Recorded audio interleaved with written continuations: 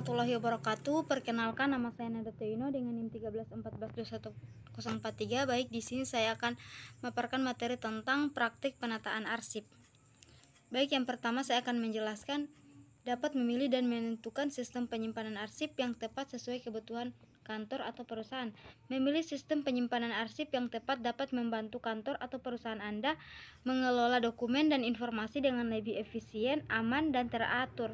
Berikut adalah beberapa langkah untuk membantu memilih sistem penyimpanan arsip yang tepat sesuai dengan kebutuhan kantor atau perusahaan. Yang pertama, tinjauan kebutuhan penyimpanan arsip. Yang kedua, pilih jenis sistem penyimpanan arsip yang sesuai, seperti rak dan lemari arsip, sistem penyimpanan digital, sistem penyimpanan offsite, dan evaluasi ketersediaan ruang dan anggaran. Yang ketiga, pertimbangan keamanan dan privasi.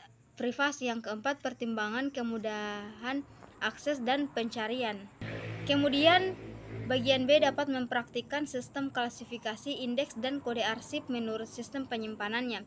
Contoh praktik sistem klasifikasi, indeks, dan kode arsip yang dapat dilakukan sesuai dengan jenis sistem penyimpanan arsip. Yang pertama, sistem penyimpanan rak dan lemari arsip. Pada sistem penyimpanan rak dan lemari arsip, dokumen dapat diatur berdasarkan topik, jenis, atau abjad. Berikut adalah contoh praktik sistem klasifikasi, indeks, dan kode arsip untuk sistem penyimpanan rak dan lemari arsip. Yang pertama, klasifikasi.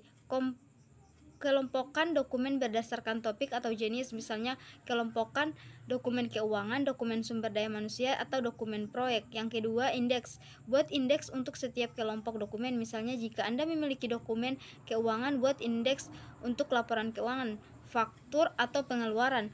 Yang ketiga, kode arsip. Berikan kode pada setiap kelompok dokumen dan indeks. Misalnya dokumen keuangan dapat memberikan kode F, dokumen sumber daya manusia dapat diberikan kode HR, dan dokumen proyek dapat diberikan kode PR. Setelah itu, berikan kode tambahan pada setiap dokumen dalam kelompok tersebut. Misalnya laporan keuangan dapat diberikan kode V001, faktur dapat diberikan dengan kode V002, dan pengeluaran dapat diberikan dengan kode V003.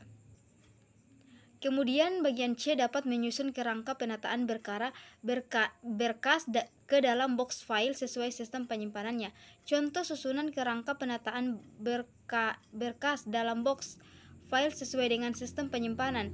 Sistem penyimpanan rak dan lemari arsip. Pada sistem penyimpanan rak dan lemari arsip, dokumen dapat disimpan dalam box file. Berikut adalah susunan kerangka penataan berkas dalam box file sesuai dengan sistem penyimpanan rak dan arsip. Yang pertama, nama box file. Berikan nama pada box file sesuai dengan klasifikasi dokumen yang akan disimpan di dalamnya. Misalnya jika box file akan digunakan untuk penyimpanan dokumen keuangan, maka berikan nama dokumen keuangan.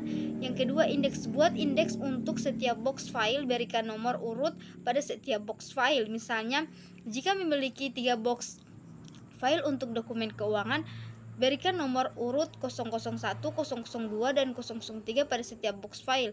Yang ketiga, kode arsip. Berikut kode pada setiap dokumen yang akan disimpan dalam box. Misalnya laporan keuangan dapat diberikan kode F001, faktur dapat diberikan dengan kode F002, dan pengeluaran dapat diberikan kode V033. Susunan dokumen berdasarkan kode arsip sehingga mudah ditemukan. Baiklah, hanya itu materi yang bisa saya sampaikan. Lebih dan kurangnya saya mohon maaf. Wabillahi taufiq wal hidayah. Wassalamualaikum warahmatullahi wabarakatuh.